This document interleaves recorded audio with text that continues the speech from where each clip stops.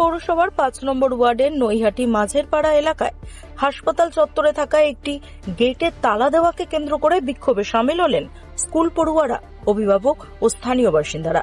অভিযোগ, দীর্ঘ প্রায় 2 যুগ ধরে এই রাস্তা ব্যবহার করে স্কুলের ছাত্রছাত্রীরা এবং সাধারণ মানুষ যাতায়াত করেন, কিন্তু 1 সপ্তাহ আগে হাসপাতাল কর্তৃপক্ষ গেটে তালা লাগিয়ে দিলে সমস্যায় পড়তে হয় স্কুল পড়ুয়াদের এবং স্থানীয় বাসিন্দাদের। বিক্ষোভকারীরা দাবি করেন, এই রাস্তা বন্ধ হয়ে যাওয়ায় স্কুলে যেতে পড়ুয়াদের ঘুরপথে ব্যস্ত প্রধান সড়ক ব্যবহার করতে হচ্ছে, যা দুর্ঘটনার আশঙ্কা বাড়িয়ে তুলছে। একই সমস্যার মুখে পড়েছেন হাসপাতালে আসা রোগী ও তাদের পরিজনেরাও।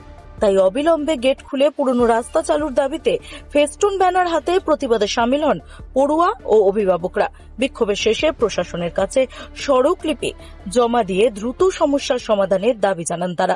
13 দিন মতো বন্ধ আছে, আর সব বাচ্চারা এই রাস্তা দিয়ে স্কুলে যায়, স্কুলে যেতে পারছে না।